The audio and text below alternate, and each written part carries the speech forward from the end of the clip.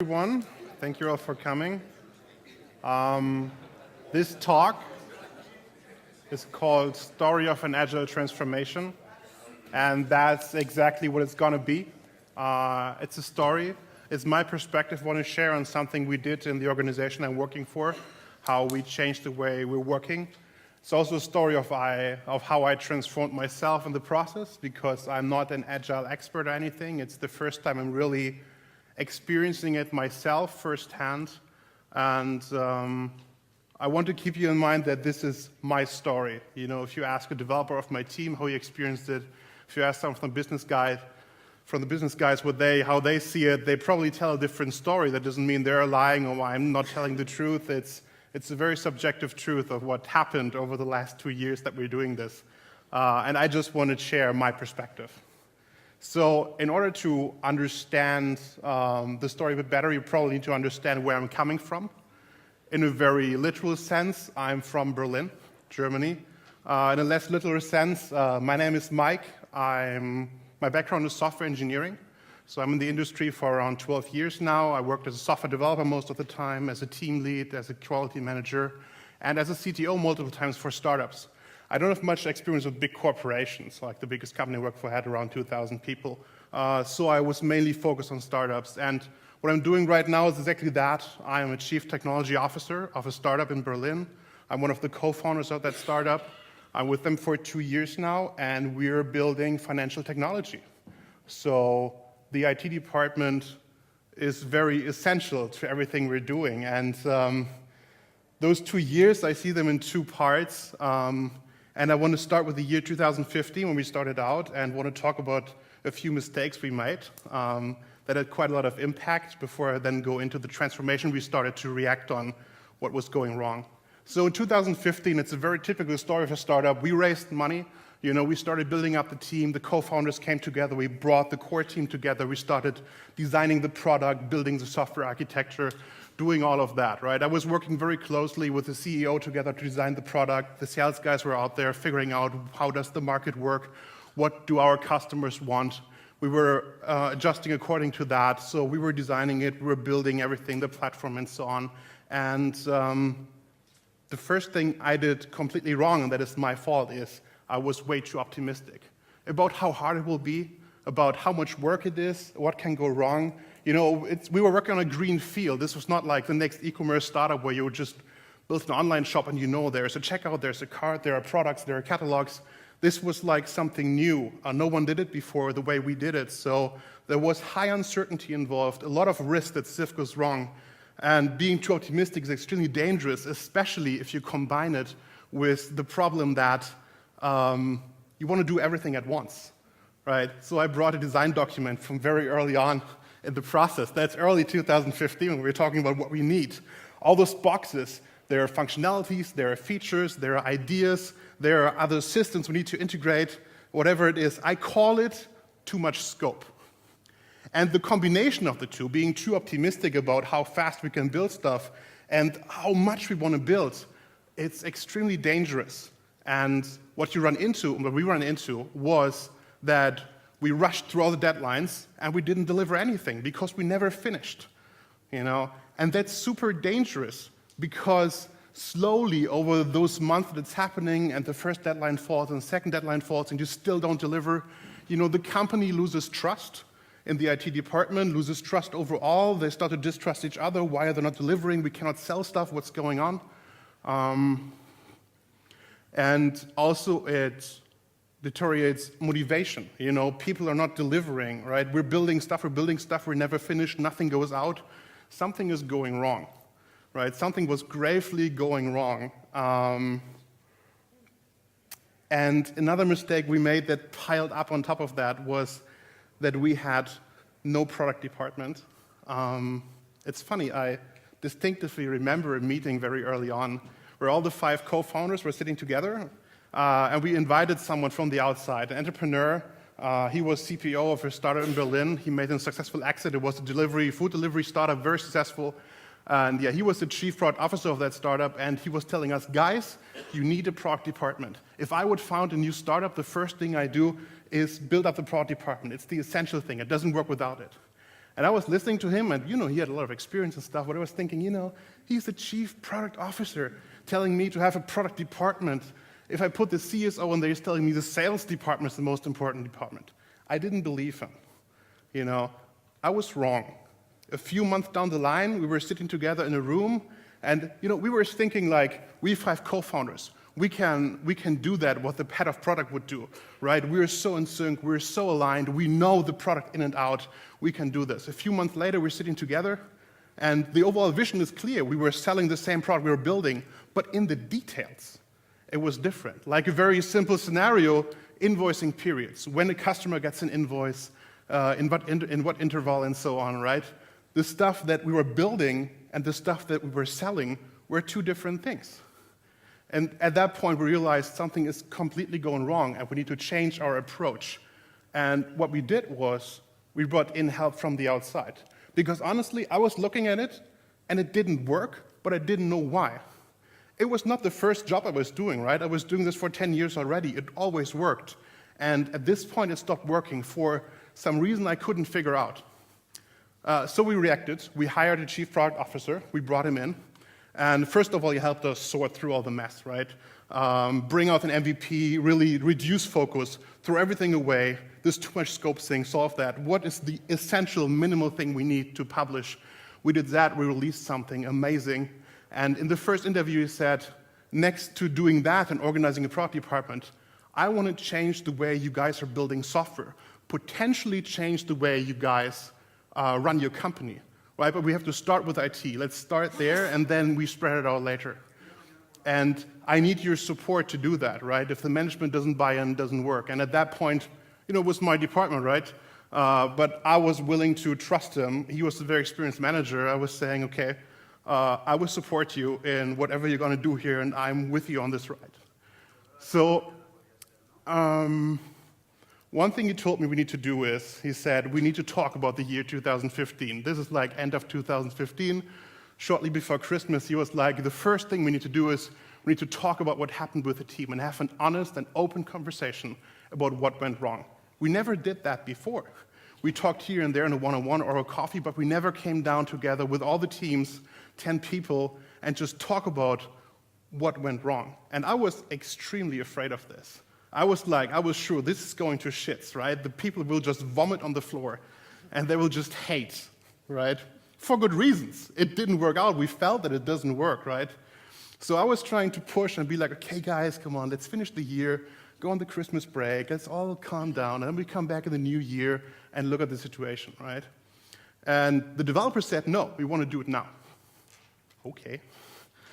I was very surprised because this was extremely productive and very constructive. I mean, it was still bad, right? There were still developers saying, I hate my job, which is something I don't want to hear because it's my responsibility that he likes his job, right? I'm his line manager, it's my department. There were people saying, I feel very demotivated because we're not delivering, it's all taking so long, it sucks, and there are always deadlines and all of that, right? It wasn't cool. But on the other hand, they said, hey, we didn't quit, right? We're still here. We're committed to change this. We're committed to try this thing out, so let's do something else. And that's what we did, right? So with 2016, we started to change. We started this Agile transformation. And the first thing we did was we introduced Scrum to have a process that is clear to everyone. What we did before was some custom stuff, right? So we did stand-ups sometimes. We had a board with a lot of tickets. We did planning sometimes, all of that, right? And suddenly we had a 2-week sprint cycle that worked pretty well for us. We're still doing it in 2 weeks, actually, so that kind of prevailed. And we started doing all the ceremonies, right? So this is actually from my calendar. It's a bit distorted because of technical issues, but suddenly we had planning every 2 weeks, right? Suddenly we had a retrospective every 2 weeks where we could talk about what was going wrong.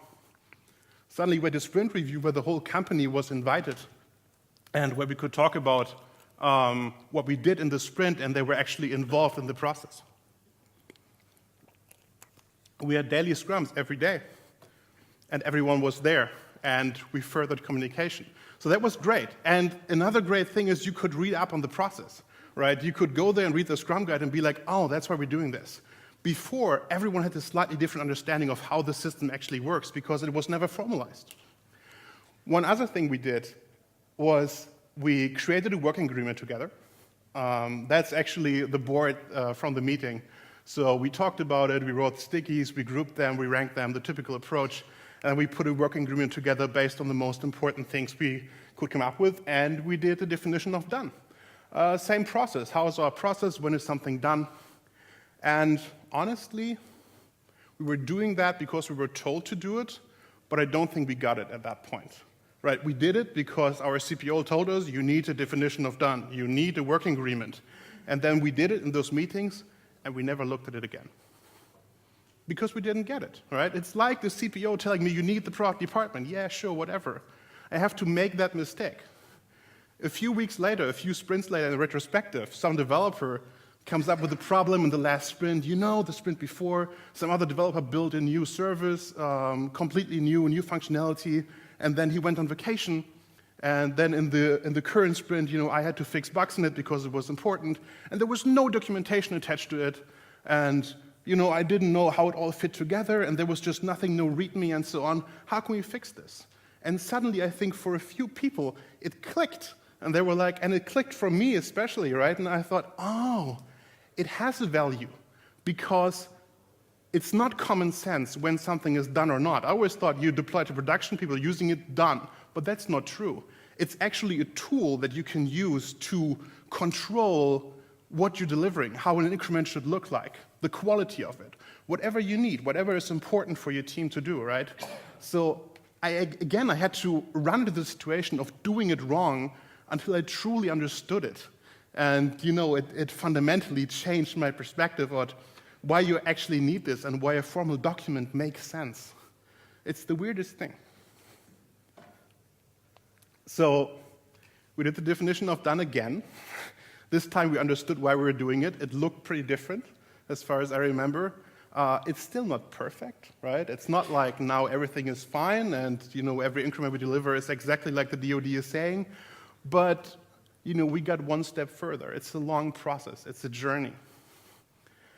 And then there is a really hard concept when we were introducing Scrum that we had to sell to the business side, and that is we had to slow down, which is tough because we're already behind schedule anyway, right? We rushed through all those deadlines, we didn't deliver, and now we're telling them, guys, now we're doing something different, it's going to be amazing, but first we have to go slower. Hard to tell. How to sell to anyone, how to sell to the business side, impossible for them to understand, to be honest. Because all those concepts attached to it, like, you know, if you don't care about quality, your technical debt goes up. What? Who understands that, right? Who is not a software developer? Code is rotting. What? That doesn't even make sense. Those are alien concepts for people who never develop software. I understand it because I experienced at some point. I made that mistake, and then I truly understood, oh, this is what's going on. But it's like the CPO telling me in the product department. Until I did it wrong, I didn't really get it. So, and you cannot make them software developers, right? So this just takes trust. This takes a lot of trust. They have to trust the CTO. They have to trust the CPO that we're doing the right thing, and this is actually necessary, not a trick or whatever, right? And I think that's very important to remember that they don't get it until this day. They went further down the line and they understand it better than before, but they never truly understand it. They're still making jokes about this sometimes. That shows me they never truly, really understood it because it's an alien concept. You just can't. And as a CTO, you have to keep this in mind because you have to defend what you're trying to do here, right? Because they cannot understand it. You have to have empathy for them and defend what you're doing because it's the right way, but they have to trust you. We then hired our first dedicated Scrum Master, which was pretty amazing. He's actually sitting here in the auditorium right now. And one of the first things he did was we did a Scrum workshop. Not for the IT. We already were doing it for a few months. We understood how the ceremonies worked and how it all fits together. We did it for the whole company. The whole company came together for 2 days. We rented a room, we went out of the office for 2 days, no work was done, we were just there doing Scrum. We did the PSM certification workshops, so we all built those animal websites, like a lot of you probably did before, right? And I was in a weird team, right? I was working with the CEO, with the head of marketing, some guy from product integration, and someone from office management, building a website about an animal. And in this process, I could see their realization. Right? I could see how they slowly figured out, doing sprint after sprint, what we figured out over the last few months, that all those ceremonies and this planning, it all makes sense. We were in the situation, the first sprint, we have to do this, now you do that, you do that, you do that, you do that, we see each other again in 30 minutes. And then we were done after the first sprint, and 2 guys finished it and 2 guys didn't. And, oh, wow, if we plan better and organize our work better, then actually we would have done the sprint goal in the sprint and not failed it. So all those realizations, we had that. This was a big investment, and this is not solving it forever, right? This is just creating a foundation to have a conversation with the business side so they have a common, basic understanding of what we're doing in IT. That's what it's about, making them understand. And this is the foundation for an ongoing conversation with them. But it never stops. It's not after 2 days and we're done and now we can move on to the next. We have to constantly work on that. We have to constantly talk to them so we don't lose them in the process. Because again, right, if the CPO is telling me, hey, the product department, then they have to experience it themselves and you have to constantly work with them. And then we introduced a few things that are not necessarily related to Scrum, but they're unbelievably important. And I want to talk about them quickly. One thing was cross-functional teams. And so before we did that, we had 2 teams, one team with backend developers, one team with front-end developers. And there were natural dependencies in every sprint. Of course there are, right? I couldn't finish my stuff because the other guys didn't do that, right? They couldn't deliver an increment by themselves. If I look at it now, it's fucked up, right? But in the moment, I didn't figure it out. So we did that. And we were confronted with 2 fears by the developers while doing this, right? Because they didn't understand it at first. So it's important to explain that. The first fear was, a backend developer came after the meeting to us and said, guys, I kind of get this, and you're talking about cross-pollination and working closer together and understand the other side, but I don't want to become a front-end developer. I don't want to write JavaScript, right? They thought that if we're one team, you have to do everything. They didn't get it at first, which is understandable, right? I mean, some got it, some knew it already, others didn't, right? It's important to explain it. The second fear was introducing more specialized roles, like a site reliability engineer or a QA engineer, people like that, who focus on a very narrow aspect of the overall sprint goal, right? Like running stuff in production and making it high available and so on. The fear was, are we allowed to add those roles to the team because we don't have that much work for them inside the sprint goal?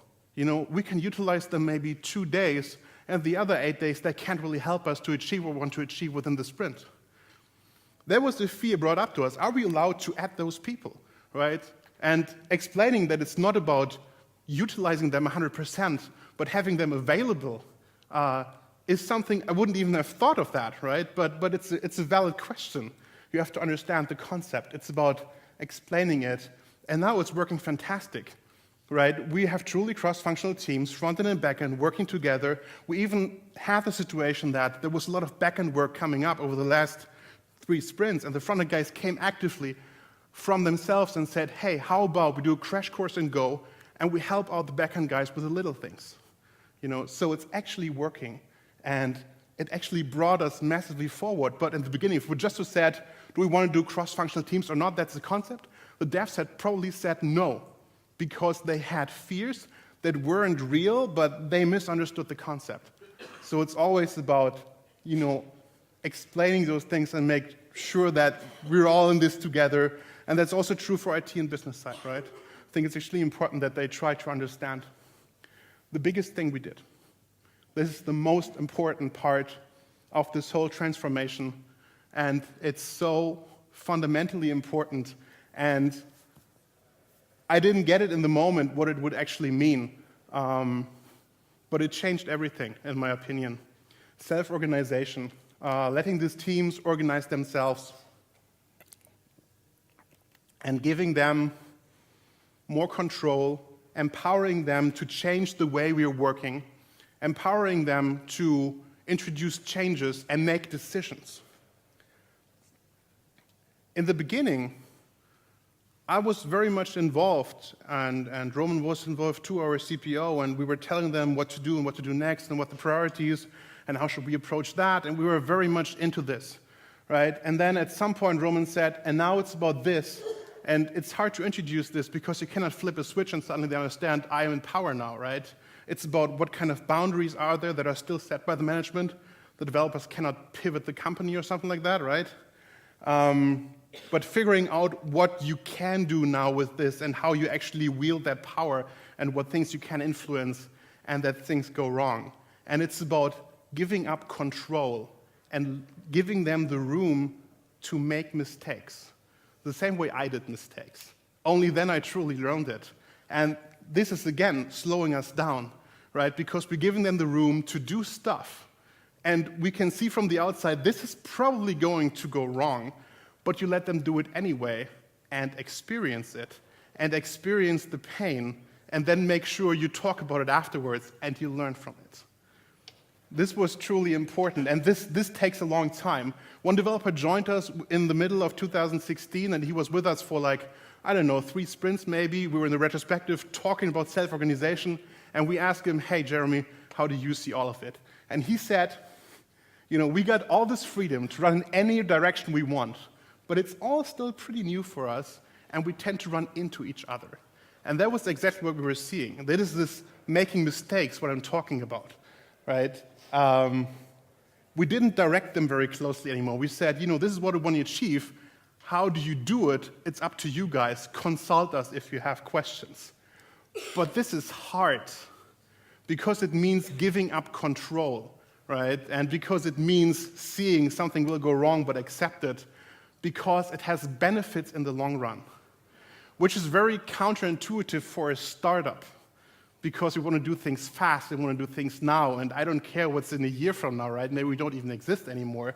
But this is an investment in the long run. And nowadays, you know, we are expecting high traffic over Christmas, and we have to prepare for that.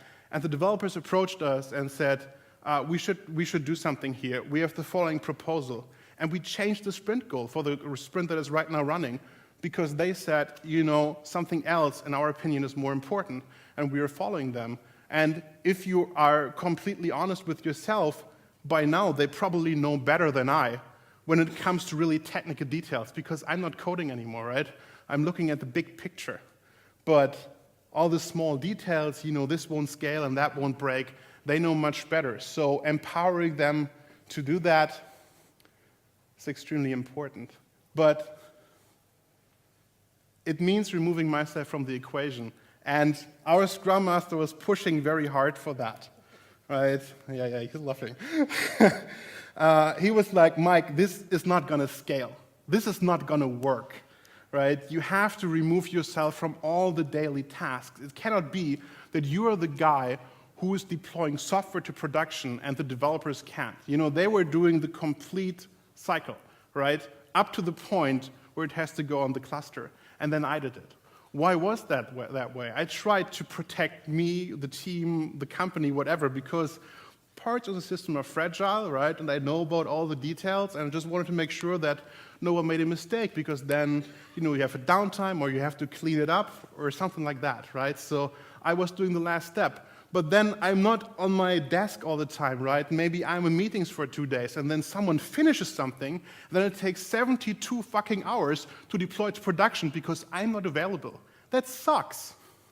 That sucks hard for the developer. It sucks hard for me because I have this pipeline of emails. Mike, deploy this and that.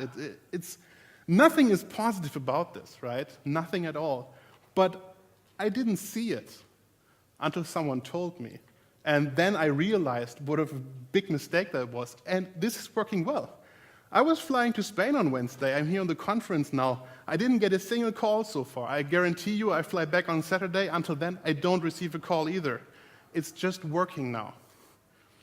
And yeah, we made a few mistakes here and there, but nothing gravely, it's all controllable risk. And now I'm free to do this, and I don't have to worry. Sure, I'm on Slack, and I'm consulting and, giving some hints and so on, but I could turn off my phone, and it would still work. And achieving this is probably the most important of this whole transformation we did. This is the kicker, right? This is the important part, that they're now running this thing without me, and I can disappear for 2 weeks, and it's still running. Amazing. It's amazing, but it's also a painful process because you go through a lot of iterations of mistakes and figuring out why that happened. But I came into the office a few weeks ago, pretty late at like 11, and one developer was approaching me and was like, yeah, so we had an outage in the morning, we were down for 2 hours, but it's fixed now. We will send you the post-mortem later. I didn't even receive a call, they just handled it. I would still get the call on Saturday probably, but it was amazing. I came in and there was a catastrophe going on. I didn't even know about it, and when I finally appeared, it was all fixed already. So it's truly working. It's not bullshit, right? And it's about empowering them, and I talk about that in a second after I talk about self-selection a bit more.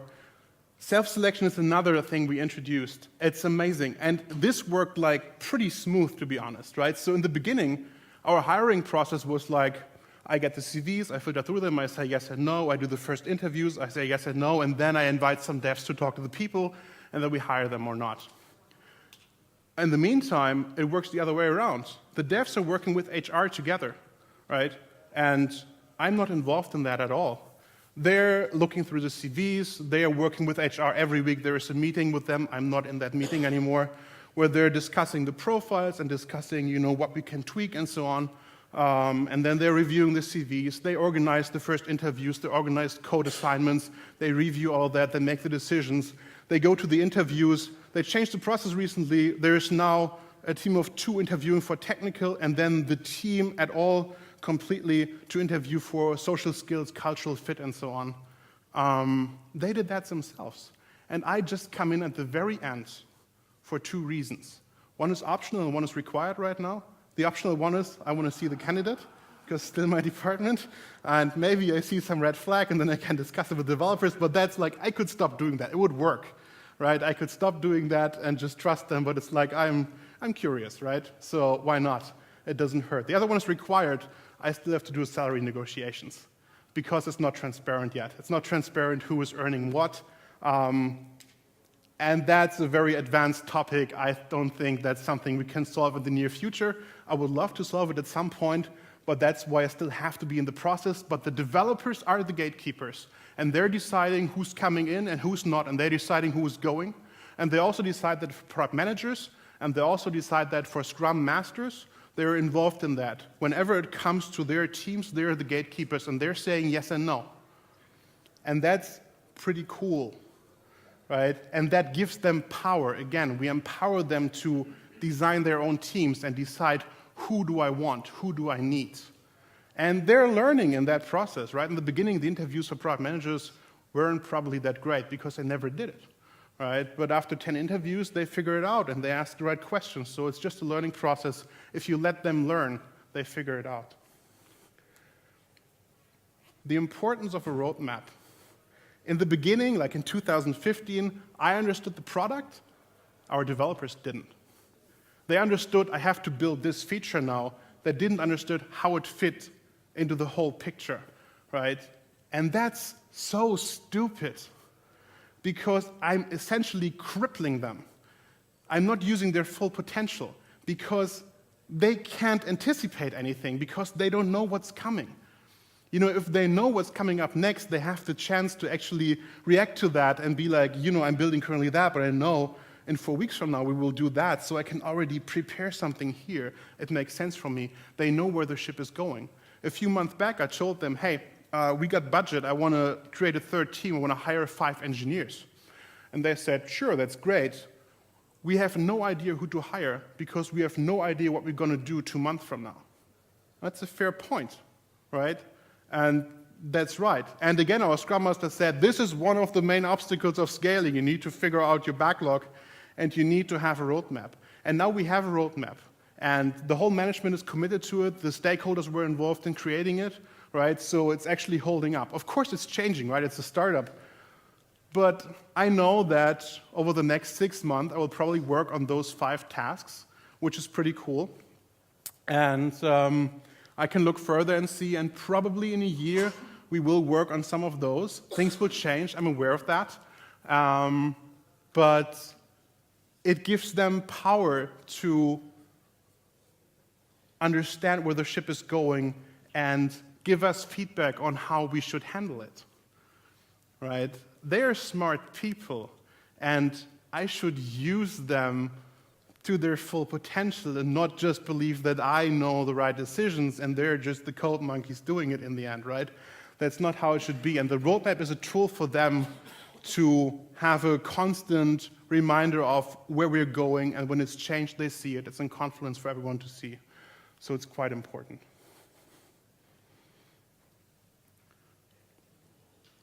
One thing that I learned, and that's the last big point I want to make, is that what we're doing here, it's not for everyone. And I figured that out because we lost people in the process, right? So people left us because of what we were doing here, because of Scrum, because of self-organization, because of the things we asked them to do that they weren't doing before, and they weren't comfortable with it. A lot of people enjoyed it, right? But we lost some of it. And you have to be aware of that if you're doing such a massive cultural shift that you will ask some developers to do things that they didn't do before, and they don't want it because, and they just want to sit on their desk 8 hours and code. They don't want to make all those decisions that I asked them to do. Some of them strive in that environment. They're saying, yes, I want to have more influence, right? So this is amazing. I can actually now have an impact on the company. But it's not for everyone. And that's, I think, very important to keep in mind. And whenever you do such a transformation, or you try to massively change the way you're working with your teams together and you're working this company together, be prepared that this is happening and people will be leaving. But you will also attract talent that is looking for especially this, right? I mean, everyone is talking about Spotify for some reason, and I think they have a very extreme approach to doing things, and it has advantages and disadvantages, but they're very opinionated on what they're doing, and they're attracting exactly those people that want to do it with them, right? And maybe it wouldn't be for me. I could imagine maybe I wouldn't be happy in the environment. So it's just important to be aware of that. And in the end, it's all about people, right? This whole transformation we're doing, it's not in the first place to make more profits. That's a nice side benefit if it's all working out, right? But it's actually about the people. Those are pictures from our actual office. Those are actual people working for us. And we need to create an environment where people have fun.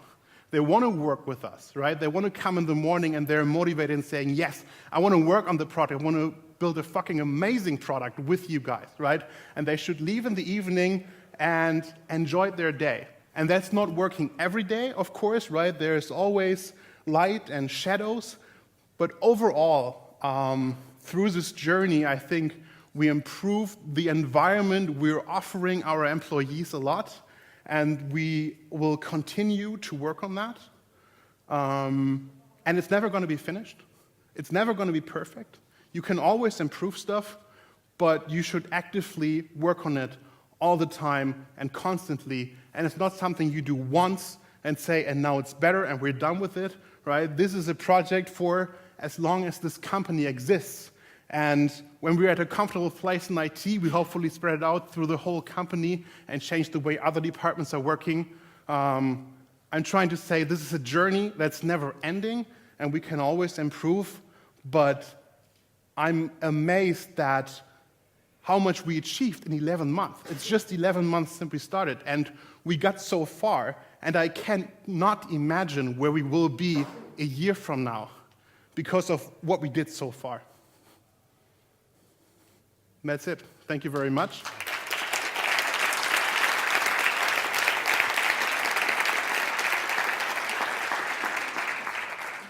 You can find me on Twitter if you have feedback, and we probably have time for some questions, if there are any.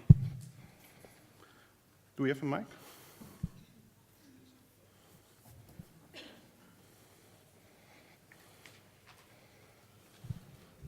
Hi. Hi. So this is about self-organization. So one of the things you mentioned in the beginning was that you started by hiring a product person.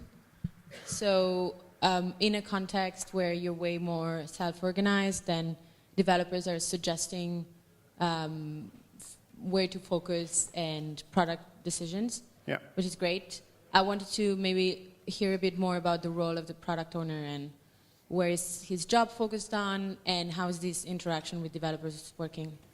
Okay, yeah, sure. So, like, the backlog is still owned by the product owner, right? That didn't change. And he's still, in the end, calling the shots.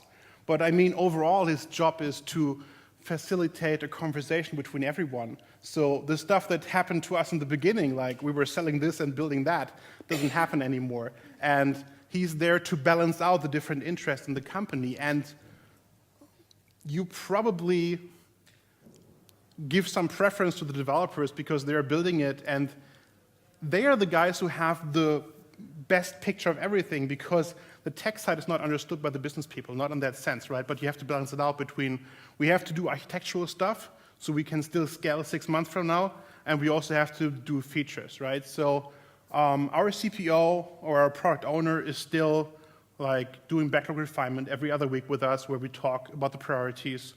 The developers were not involved in the roadmap, which maybe was a mistake, but it was the first time we did it, and it was hard enough to bring all 6 C-levels on one common ground, right? That was hard enough. So maybe in the future, we will find a way to involve them too. I would love to see that they have more influence on where we're actually going.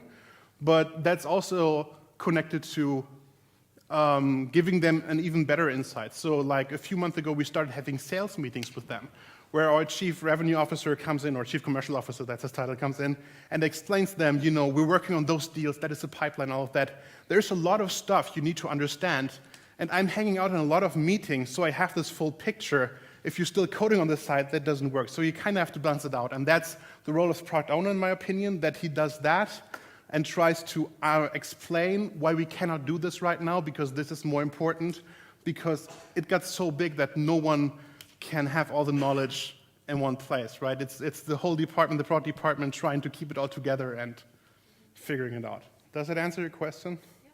Perfect.